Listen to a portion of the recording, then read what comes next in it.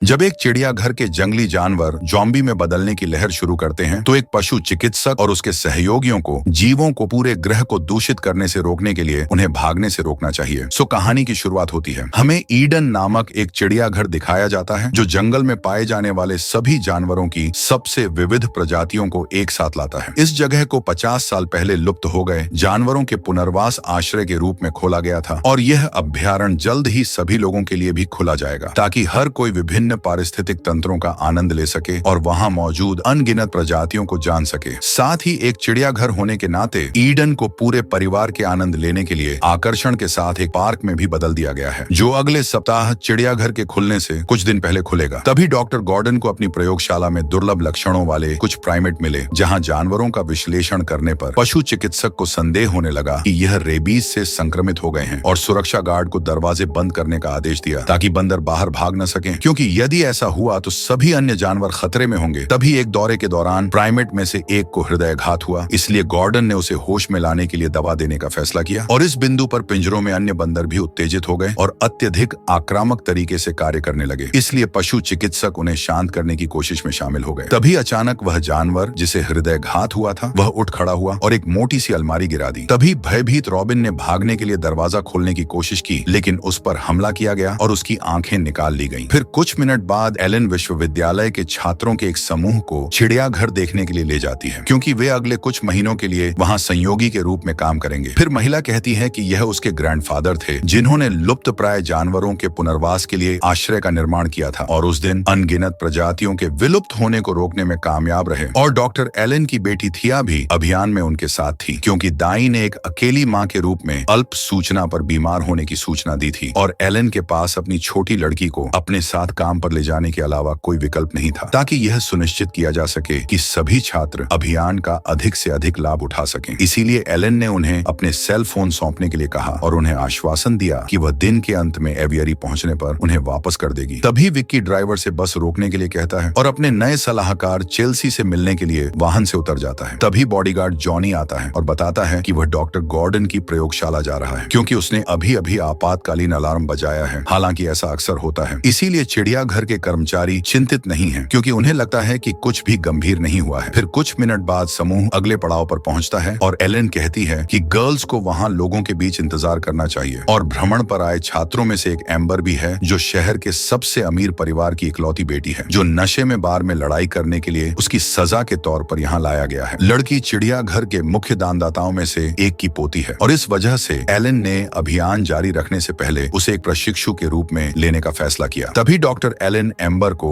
एक walkie talkie देती है और लड़की से कहती है कि अगर गस छात्रों को लेने के लिए नहीं आता है तो उससे संपर्क करें। हालांकि जल्द ही गस उस स्थान पर पहुंचता है और एम्बर उसे बच्चों को खाना खिलाने में मदद करने की पेशकश करती है। और एलन का अगला पड़ाव गोरिल्ला पिंजरा है, क्योंकि उसकी बेटी की नाइजीरिया के उष्णकटिबंधीय जंगलों के मूल निवासी केएफओ के साथ घनिष्ठ मित्रता है और जानवर और थिया की उम्र भी एक समान है और व्यावहारिक रूप से एक साथ बड़े हुए हैं, इसलिए वे एक दूसरे के साथ संवाद कर सकते हैं। तभी डेक्स्टन आता है और उसे पता चलता है कि वह जे का मेंटर होगा, क्योंकि वह आदमी केएफओ को अलविदा कहने के बाद प्राइमेट्स के बारे में अधिक जानना चाहता है। फिर थिया अपनी माँ के साथ उसके कार्यस्थल पर जाती है, क्योंकि उसे अपना पूरा दिन अपने नए सहयोगियों के साथ बिताना है। फिर चिड़ियाघर की सुरक्षा टीम से गेज का परिचय कराने के बाद एलन सुरक्षा प्रमुख रेक्स की नई प्रशिक्षु लेस्ली से मिलने जाती है। तभी उस व्यक्ति को एक कॉल आता है और उसे सूचित किया जाता है कि गॉर्डन की प्रयोगशाला में तुरंत एक घटना घटी है। इसीलिए रेक्स बाकी टीम से संपर्क करता है और पाता है कि जॉनी अपने वॉकी टॉकी का जवाब नहीं दे रहा है और यह जानने की कोशिश में फोन नहीं उठा रहा है कि क्या हो रहा है। तभी बोरिस रॉबिन को फोन करने का प्रयास करती है, लेकिन महिला भी फोन नहीं उठाती। इस बिंदु पर गार्डों को संदेह होने लगता है कि किसी प्राणी ने प्रयोगशाला से भागने का प्रयास किया है, लेकिन एलन उन्हें यह बताकर शांत करने का प्रयास करती है कि कोई भी खतरनाक जानवर जंगल में नहीं है, क्योंकि गॉर्डन विशेष रूप से छोटे प्राइमेट्स के साथ काम करते हैं। फिर उसे दोपहर गेज सुरक्षा दल के साथ प्रयोगशाला में जाता है और जब वे वहां पहुंचते हैं तो उन्हें कोई नहीं मिलता है। फिर अलार्म बंद करने के बाद बोरिस एक खूनी हाथ को दरवाजे के कांच को छूते हुए देखता है और इसे खोलने की कोशिश करता है। हालांकि पशु चिकित्सक इसे खुलने से रोकने के लिए अपने शरीर को दरवाजे पर दबाता है, इसलिए सभी इसे खोलने से रोकने के लिए एकजुट हो जाते हैं, लेकिन वह रोक नहीं पाते हैं और प्रयोगशाला में प्रवेश करने पर वे जगह को खून से भर जाती है। फिर गॉर्डन संक्रमित जानवरों को भागने से रोकने के लिए सुरक्षा गार्ड को दरवाजे बंद करने का आदेश देता है। इस बिंदु पर रेक्स जॉनी और रॉबिन का बेजान शरीर पाता है और यह पता लगाने की कोशिश करता है कि अचानक क्या हुआ। तभी गॉर्डन के शरीर से अनगिनत बंदर बाहर निकले और कई अन्य ने अपने छिपने के स्थानों को छोड़ दिया और गार्डों पर हमला कर दिया। जब उसने बोरिस को खत्म होते देखा तो रेक्स उसकी मदद करने के लिए दौड़ता है, लेकिन अंत में तुरंत उसकी गर्दन पर काट देता है और लेस्ली भी बंदर को बाहर खींचती है और दीवार पर फेंक देती है, जबकि गेज रेक्स को कमरे से बाहर खींचता है। तभी उन राक्षसों में से एक को अपनी ओर दौड़ते हुए देखकर महिला अपनी बंदूक पकड़ती है और एक ही गोली से प्राणी के सिर को नष्ट करने में सफल हो जाती है। फिर वह बाहर भागती है और बंदरों के बाहर भागने से पहले ही कमरे का दरवाजा बंद करने की कोशिश करती है और गेज उस जानवर पर हमला करता है जो रेक्स पर हमला कर रहा था, लेकिन इस बीच 3 अन्य बंदर भागने में सफल हो जाते हैं। तभी अन्य चिड़ियाघर कर्मचारियों की सुरक्षा के लिए चिंतित रेक्स ने एलन से संपर्क कर उसे घटना की जानकारी दी और कहा कि वह ट्रैकर्स का उपयोग करके वह अन्य जानवरों को दूषित करने से पहले प्राइमेट्स को पकड़ लेगा, क्योंकि पशु चिकित्सक लाश के मार्ग का पता लगाने में सक्षम है और उन्हें सूचित करता है कि वे अफ्रीका और ऑस्ट्रेलिया के क्षेत्रों के रास्ते पर हैं, क्योंकि रेक्स के हाथ में चोट है। इसीलिए लेस्ली ने पहिया संभाला और अपने बॉस के निर्देशांक का पालन किया, जबकि एलन ने आपातकालीन अलार्म बंद कर दिया ताकि सभी कर्मचारियों को चेतावनी दी जा सके कि जानवरों का एक खतरनाक समूह बाहर निकल चुका है, ताकि यह सुनिश्चित किया जा सके कि ये जानवर चिड़ियाघर से भाग न सके। फिर पशु चिकित्सक रोकथाम प्रोटोकॉल को सक्रिय करने का फैसला करती है और सभी दरवाजे बंद कर देता है। फिर महिला सभी कर्मचारियों को सलाह देती है कि वे तब तक सुरक्षित बंद कमरे में शरण लें जब तक कि सुरक्षा दल खतरे को नियंत्रित नहीं कर लेता। इस चेतावनी को प्राप्त करने पर गस प्रशिक्षुओं को गोदाम में ले जाता है और चेल्सी रिकी से एवियरी के सभी दरवाजे बंद करने में मदद करने के लिए कहती है, ताकि किसी भी प्रकार के संक्रमित जानवर को प्रवेश करने से रोका जा सके। फिर केएफओ को खिलाने के बाद डैक्स्टन भी एजे के साथ अपने कार्यालय में खुद को बंद कर लेता है, जिस बिंदु पर गस पर बंदरों द्वारा हमला किया जाता है और भयभीत प्रशिक्षु भागने की कोशिश करते हैं, लेकिन वे सुरक्षित आश्रय नहीं ढूंढ पाते और उन्हें एक पेड़ पर चढ़ना पड़ता है ताकि वे एक संक्रमित बिल्ली के हमले से बच सकें। जब उन्हें लगता है कि वे सुरक्षित हैं, तो कुछ ज़ॉम्बी जिराफ प्रकट होते हैं और प्रशिक्षुओं पर हमला करते हैं, जबकि जे को निगला जा रहा होता है। तभी लेस्ली प्रकट होती है और ज़ॉम्बी पर गोली चलाना शुरू कर देती है, लेकिन वे आदमी को बचा नहीं पाती है। इसके तुरंत बाद एम्बर पर हमला होता है और वह काटने ही वाला होता है कि रेक्स ज़ॉम्बी के सिर पर वार कर देता है और एम्बर जमीन पर गिर जाती है, जबकि गेज एम्बर को आश्वस्त करने की कोशिश करता है। तभी रेक्स एलन से संपर्क करता है और महिला उसे बताती है कि उसने पहले ही पुलिस को बुला लिया है, लेकिन वे चिड़ियाघर में प्रवेश करने से पहले पशु नियंत्रण के आने का इंतजार कर रहे हैं और पुलिस के अनुसार चिड़ियाघर में प्रवेश करने से पहले उन्हें कम से कम 3 घंटे लगेंगे, इससे पहले कि वे दूषित जानवरों को रोकने के लिए आवश्यक टीम को इकट्ठा कर लें। लेकिन समस्या यह है कि इस बीच यदि कुछ नहीं किया गया तो और भी अधिक नमूने संक्रमित हो जाएंगे। ये जानते हुए भी एलन ने रेक्स को बचे हुए लोगों को वॉच टावर में ले जाने और आर्डर आने तक वहीं रहने का आदेश दिया, क्योंकि वह किसी और कर्मचारी के जीवन को खतरे में नहीं डालना चाहती थी। चिड़ियाघर में रहने वाले सभी जानवरों में एक ट्रैकिंग चिप है, लेकिन लेस्ली का सबसे बड़ा डर यह है कि बंदर एवियरी पर आक्रमण करने में कामयाब हो जाएंगे, क्योंकि यदि उन पक्षियों में से एक भी संक्रमित हो जाता है और भागने में सफल हो जाता है तो यह पूरे ग्रह में वायरस फैला सकता है। जबकि रेक्स और लेस्ली अपने अगले कदमों का पता लगाने की कोशिश करते हैं और गेज एम्बर को शांत करने की कोशिश करता है। तभी अचानक एक जिराफ प्रकट होता है और वो गेज को काट लेता है, जिसे देख सुरक्षा गार्ड तुरंत गोलीबारी शुरू कर देते हैं और ज़ॉम्बी को खत्म करने में कामयाब हो जाते हैं। इस बिंदु पर प्रशिक्षु का सबसे बड़ा डर उन चीजों में से एक में बदल जाना है, लेकिन लेस्ली उसे आश्वस्त करती है कि जो वायरस जानवरों को ज़ॉम्बी में बदल रहा है वह संभवतः मनुष्यों को प्रभावित नहीं करता है। जब आदमी मदद ले रहा होता है तब एम्बर कार चुराता है और चिड़ियाघर से बाहर निकलने के उद्देश्य से भाग जाती है। उसी समय पुलिस के हेलीकॉप्टर किसी भी संदिग्ध गतिविधि की तलाश में साइट के ऊपर उड़ते हैं, लेकिन उन्हें कुछ भी असामान्य नहीं मिल पाता है। तभी एलन को पुलिस का फोन आता है, जिसे देख एलन राहत महसूस करती है और उन्हें बताती है कि केवल कुछ जानवर संक्रमित हुए हैं और खतरनाक हैं। जब एम्बर वाहन लेकर भागी तो उसने वे सभी हथियार और उपकरण भी ले लिए जिनका उपयोग गार्ड किसी अन्य हमले के बचाव के लिए कर सकते थे। यहाँ तक कि उनका वॉकी टॉकी भी ले ली गई, जिसका उपयोग रेक्स एलन से बात करने के लिए कर रहा था। अब वे अकेले हैं। तभी तीनों ने हाथियों के एक झुंड को आते देखा और लेस्ली ने जल्दी से गोली चलाने की तैयारी की, क्योंकि उसकी पिस्तौल में अभी भी 5 गोलियां थीं। हालांकि गेज ने उसे बंदूक नीचे रखने के लिए कहा, क्योंकि हाथियों के पास कोई प्राकृतिक शिकारी नहीं है, जिससे उसे विश्वास हो गया कि संक्रमित जानवर उन पर हमला करने की कोशिश नहीं करेंगे। उस समय पशु नियंत्रण के लिए काम करने वाले सैनिकों की एक टीम हेलीकॉप्टर से चिड़ियाघर में प्रवेश करने में सफल हो जाती है और यह जांचने के लिए बिल्लियों के पिंजरे में घुस जाती है कि वहां कोई संक्रमित जानवर तो नहीं है। इस बीच एलन अपने कंप्यूटर मॉनिटर के माध्यम से उसे जगह का निरीक्षण करती है और उन अधिकारियों की चीखें सुनती है जिन पर वहां रहने वाले बाघों को खत्म करने की कोशिश करते समय हमला किया जाता है। तभी भयभीत एलन रेक्स से संपर्क करने की कोशिश करती है, है, लेकिन वॉकी टॉकी वाली कार एम्बर द्वारा चलाई जा रही थी। जब वह चिड़ियाघर से बाहर निकलती है तो लड़की को पता चलता है कि गेट बंद है और वह सुरक्षा कैमरे का ध्यान आकर्षित करने के लिए चिल्लाना शुरू कर देती है, इस उम्मीद में कि कोई उसे देखकर उसके लिए गेट खोल देगा। तभी एलन वॉकी टॉकी द्वारा उससे संपर्क करती है और पूछती है कि रेक्स कहाँ है। तब एम्बर कहती है कि वह पहले ही खत्म हो चुके होंगे और उसने एलन से गेट खोलने के लिए कहता है। हालांकि एलन ने खुलासा किया कि जैसे ही लॉकडाउन प्रोटोकॉल सक्रिय हुआ तभी से दरवाजों ने नियंत्रण खो दिया। तभी एलन ने भी जानवरों के एक समूह को आते देखा, इसलिए उसने एम्बर को कार में बैठने और पीछे मुड़ने के लिए कहा। हालांकि एम्बर चिड़ियाघर में वापस जाने से इनकार कर देती है और गेट पर चढ़ना शुरू कर देती है। तभी एक झोंबी शेरनी प्रकट होती है और लड़की के पैर को पकड़ लेती है और फिर उसे गेट से दूर खींच ले जाती है। एम्बर के हमले को देखने के बाद उसे बचाने के लिए कुछ भी करने में सक्षम नहीं थी। तभी एलन ने अलार्म बजने की आवाज सुनी, जो यह संकेत दे रहा था कि किसी जानवर ने उसकी परिधि पर आक्रमण किया है। इसी बीच थी अपने टेडी बियर के साथ खेल रही थी जब वह शेल्फ पर एक नया कोआला देखती है और यह विश्वास करते हुए उसके पास जाती है कि प्राणी सिर्फ एक खिलौना है। तभी अचानक जानवर अपनी आंखें खोलता है और गुर्राना शुरू कर देता है और थिया मदद के लिए चिल्लाती है और उसकी माँ तुरंत उसकी ओर दौड़ती है। हालांकि जब महिला आखिरकार दरवाजा खोलने में कामयाब हो जाती है तो वह अपनी बेटी को खून से लथपथ पाती है और उसने ज़ॉम्बी को खत्म करने के लिए बेसबॉल के बैट का इस्तेमाल किया है। इस बीच रेक्स और बचे हुए प्रशिक्षु हाथियों की सवारी कर रहे थे, क्योंकि उनका मानना है कि यह उन्हें ज़ॉम्बियों के हमलों से सुरक्षित रखेगा, क्योंकि कोई भी जानवर झुंड पर हमला करने में सक्षम नहीं है। हालांकि जैसे ही वे एवियरी के पास पहुंचते हैं, हाथी संदिग्ध तरीके से काम करना शुरू कर देते हैं और आगे बढ़ने से मना कर देते हैं। फिर चारों ओर देखने पर तीनों को एहसास होता है कि ज़ॉम्बी बंदर पेड़ों में छिपे हुए हैं और जब हाथी उनकी उपस्थिति का पता लगाते हैं तो वे घबरा जाते हैं। फिर रेक्स जमीन पर गिर जाता है और उसका पैर हाथियों में से एक द्वारा कुचल दिया जाता है, जिसे देख गेज तुरंत उसकी मदद करने के लिए जाता है, लेकिन एक प्राइमेट द्वारा उस पर हमला कर दिया जाता है। तभी भयभीत लेस्ली अपनी बंदूक निकालती है और गोली चलाना शुरू कर देती है, लेकिन 5 शॉट के बाद उसकी गोलियां समाप्त हो जाता है और जब ज़ॉम्बी उन पर हमला करने वाले होते हैं तब वे पूरी तरह से रक्षाहीन हो जाते हैं। तभी डेक्स्टन प्रकट हुआ और जानवरों को डराने के लिए आसमान में कुछ रॉकेट छोड़े। जैसे ही ज़ॉम्बी चले गए, वह आदमी रेक्स को वापस उसके कार्यालय ले जाने में मदद करते हैं और एजे लेस्ली को सुरक्षा गार्ड के पैर की देखभाल करने में मदद करता है, जबकि डेक्स्टन गेज की बांह पर एंटीबायोटिक मरहम लगाता है और वह इस बात से चिंतित है कि कहीं संक्रमण चिड़ियाघर के बाहर न फैल जाए। इसीलिए डेक्स्टन चेल्सी को कॉल करता है, लेकिन महिला उसे आश्वासन देती है कि उसके अनुसार कोई भी ज़ॉम्बी एवियरी में प्रवेश नहीं किया है। वहां दिखाई देने वाला एकमात्र जानवर एक छोटा चूहा था, जिसे जल्द ही एक पक्षी ने खा लिया। फिर चेल्सी की इस बात की पुष्टि के बाद भी रेक्स कहता है कि उन्हें एवियरी में जाने की जरूरत है और लेस्ली ने खुद का बचाव करने के लिए डेक्स्टन के कमरे में मिला एक चाकू पकड़ लिया और सुरक्षा कैमरों को देखते हुए डेक्स्टन को पता चलता है कि संक्रमित जानवरों ने केएफओ के पिंजरे को घेर लिया है और गोरिल्ला की रक्षा के लिए वहां जाने के बारे में 2 बार नहीं सोचता। हालांकि वह जानता है कि उसके सभी सहयोगी इस फैसले के खिलाफ हैं। फिर भी पशु चिकित्सक पैडिक की ओर दौड़ता है और केएफओ को जमीन पर पड़ा हुआ पाता है। डेक्स्टन तुरंत उसे जगाने की कोशिश करता है, लेकिन जल्द ही पता चलता है कि जानवर संक्रमित हो गया है और एक राक्षस में भी बदल जाता है। तभी भयभीत डेक्स्टन अपने कमरे में लौटने की कोशिश करता है, लेकिन गोरिल्ला उसका पीछा करता है, जो उस पर भयंकर रूप से हमला करता है और डेक्स्टन को खत्म करने के बाद केएफओ अपने नए शिकार की तलाश में निकल जाता है। इसलिए प्रशिक्षु को खतरे में देखकर रेक्स लेस्ली के कब्जे में मौजूद चाकू लेता है और झोंबी के पीठ पर एक वार करता है। इस बिंदु पर वह 3 प्रशिक्षुओं को भागने का आदेश देता है और गोरिल्ला तुरंत उसे नीचे गिरा देता है। अंत में जानवर रेक्स के सिर को नष्ट कर देता है और उसे खत्म करने में कामयाब हो जाता है। इस बीच तीनों केएफओ के निवास स्थान में प्रवेश करते हैं और जानवरों द्वारा पाए जाने से बचने के लिए चट्टानों के पीछे छिप जाते हैं। हालांकि चट्टानों पर चढ़ते समय युवा जानवर का ध्यान आकर्षित करते हैं और उसके द्वारा शिकार किए जाते हैं, जब तक कि गेज को गोरिल्ला पर एक बड़ी चट्टान को धकेलने का विचार नहीं आता है। इस तरह से वे केएफओ को नष्ट करने और वहां से भागने में कामयाब हो जाते हैं। जंगल में छिपते समय उन्होंने कार के पास आने की आवाज सुनी और जल्द ही महसूस किया कि एम्बर पास में है। हालांकि जब वे उसे ढूंढते हैं तो तीनों को पता चलता है कि एम्बर गंभीर रूप से घायल है और वह मदद की भीख मांगते हुए गेज की बाहों में मर जाती है। जब वह इस दृश्य को देखता है तो लड़का गहराई से हिल जाता है, लेकिन लेस्ली उसे शांत करने की कोशिश करती है और कहती है कि जैसे ही पूरा मामला सुलझ जाता है वे अपने सभी दोस्तों का अंतिम संस्कार करेंगे। फिर वह कार से एम्बर के शरीर को निकालने के बाद लेस्ली एलन से संपर्क करती है और बताती है कि रेक्स प्रशिक्षुओं की सुरक्षा के लिए चिंतित है। फिर एलन लेस्ली से अपने दोस्तों को जितना संभव हो सके चिड़ियाघर से दूर ले जाने के लिए कहती है। एवियरी में चेल्सी और रिकी को लेने के लिए रुकने और वहां से निकल जाने की है, क्योंकि अब उसका एकमात्र लक्ष्य चिड़ियाघर से जिंदा बाहर निकलना है। तभी अचानक एलन को पता चलता है कि कुछ शेर प्रशिक्षुओं के पास आ रहे हैं, इसलिए उसने लेस्ली को जीप में बैठने और तुरंत दूर जाने का आदेश दिया है। तभी सौभाग्य से जब शेर दिखाई देते हैं तो वे एम्बर के शरीर से आने वाली खून की गंध से आकर्षित होते हैं और इसके कारण तीनों भागने में सफल हो जाते हैं, जबकि एजे तेज गति से गाड़ी चला रहा होता है। तभी लेस्ली को पता चलता है कि उनका पीछा बिल्लियों द्वारा किया जा रहा है और जानवरों को गोली मारने के लिए गेज की मदद मांगती है। जब जोड़ी आखिरकार शिकारियों से छुटकारा पाने में कामयाब हो जाती है तो एजे कार को दुर्घटनाग्रस्त कर देता है और वे वाहन से बाहर फेंक दिए जाते हैं। हालांकि हर कोई दुर्घटना में बचने में कामयाब हो जाता है और गेज कहता है कि एलन का कार्यालय पास में है। इस बिंदु पर एलन चेल्सी से संपर्क करता है और उसे पक्षियों को छोड़ने के लिए मनाने की कोशिश करती है ताकि वे बच सकें, क्योंकि यह गारंटी देने का एकमात्र तरीका है कि वे संक्रमित नहीं होंगे। पहले तो चेल्सी इस योजना से सहमत नहीं होती है, फिर वह कैसे भी करके मना लेती है क्योंकि वहां रहने वाले सभी पक्षी खतरे में थे और जंगल में अपने दम पर जीवित नहीं रह पाएंगे। हालांकि जब उसे स्थिति की गंभीरता के बारे में बताया गया तो चेल्सी ने एलन के आदेशों का पालन करने का फैसला किया और छत को खोलने वाले इलेक्ट्रॉनिक उपकरण को सक्रिय करने के लिए रिकी की मदद मांगी। इस बीच तीनों युवा जंगल के माध्यम से अपना रास्ता बना रहे थे और झोंबी के झुंड द्वारा लगभग कुचल दिए जाने के बाद वे एवियरी की ओर बढ़ते रहते हैं। इस बिंदु पर चेल्सी को पता चला कि पक्षियों के साथ कुछ गड़बड़ है और एलन जिसे इमारत में जाती है वहां पहुंचने से पहले उस पर अचानक पक्षियों द्वारा हमला किया जाता है, लेकिन वह कैसे भी करके वहां से बच निकलते हैं। फिर गेज और उसके दोस्तों को स्टील के तारों से लटकी एक जिप लाइन को पार करना था, लेकिन आधे रास्ते में लेस्ली का तार दो हिस्सों में टूट गया और वह गेज को पकड़ने में सफल रही। लेकिन एजे उतना भाग्यशाली नहीं था और कुछ ही मिनटों बाद घातक गिरावट का सामना करता है। फिर दोनों किसी तरह एलन के कार्यालय में सुरक्षित पहुंच जाते हैं और महिला उनके लिए प्रवेश का दरवाजा खोलती है और कुछ जानवरों की आवाज सुनकर सीसीटीवी की ओर बढ़ते हैं। फिर समूह तहखाने में जाता है और कुछ ज्वलनशील गैस सिलेंडरों को झोंबी के खिलाफ इस्तेमाल करने के लिए ले आते हैं ताकि अगर रास्ते में उन पर हमला हो जाए तो वे उसका इस्तेमाल कर सकें। जब वह चेल्सी को लेने के लिए एवियरी पहुंचते हैं तो एलन को पता चलता है कि कुछ गड़बड़ है क्योंकि वह उससे बात नहीं कर पा रही थी। इसलिए गेज और लेस्ली जांच करने के लिए बाहर जाने का फैसला करते हैं और एलन को आदेश देते हैं कि अगर कुछ गलत हो जाए तो वह एवियरी में आग लगा दे। हालांकि जैसे ही प्रशिक्षु सुविधा में प्रवेश करते हैं एलन को पता चलता है कि कांच की छत से समझौता किया जा रहा है क्योंकि पक्षियों ने इसे तोड़ने की कोशिश करने के लिए एक साथ मिलकर काम किया है। वह तुरंत अपनी बेटी को कार में रहने के लिए कहती है और एवियरी से गुजरते समय ज्वलनशील तरल का एक गैलन लेने जाती है। फिर गेज और लेस्ली रिकी और चेल्सी की बॉडी के पास आते हैं जिन पर पक्षियों ने तब तक हमला किया था जब तक कि वे इमारत के चारों ओर ईंधन फैलाने के बाद अपनी जान नहीं गंवा बैठे। फिर एलन एक लाइटर का उपयोग करके उसमें आग लगा देती है और संक्रमित पक्षियों के भागने से पहले एवियरी को नष्ट कर देती है। तभी जब ट्रेन पर हमला हो रहा होता है तो वे अपने हथियारों का उपयोग करके सभी पक्षियों को खत्म कर देते हैं और अचानक वे बहुत सारा धुआं अपनी ओर आते हुए देखते हैं और आग की चपेट में आने से पहले बाहर निकलने में सफल हो जाते हैं। जब उन्हें पता चलता है कि पक्षियों को भागने से रोकने के लिए एवियरी को समय पर नष्ट नहीं किया जाएगा तो लेस्ली एलन से ट्रक को यथासंभव सुविधा के करीब लाने के लिए कहती है और ज्वलनशील गैस सिलेंडरों पर गोली चलाती है जिससे बहुत बड़ा विस्फोट होता है। वह पक्षियों को भागने से रोकने में कामयाब हो जाती है और वे सभी तुरंत बारबेक्यू में बदल जाते हैं। फिर गेट की ओर चलते समय समूह केएफओ के आगमन से आश्चर्यचकित होता है जो एक चट्टान से टकराने के बाद भी बचने में कामयाब रहा। तभी पागल जानवर को उनकी ओर दौड़ता देख सभी गेट तक पहुंचने की कोशिश करने के लिए अपनी गति बढ़ाते हैं, लेकिन वे समय पर दूसरी तरफ नहीं कूद सकते हैं और भयभीत थिया अपने पुराने दोस्त के साथ बातचीत करने की कोशिश करती है, लेकिन जानवर जवाब नहीं देता है और लड़की को खत्म करने ही वाला होता है। तभी एलन उसे एक शॉट से खत्म करने में कामयाब हो जाती है और वह पुलिस हेलीकॉप्टर दिखाई देता है और बचे हुए लोगों को अंततः उनके बुरे सपने से बचा लिया जाता है। सो इसी सस्पेंस के साथ यह कहानी यहीं पर समाप्त होती है।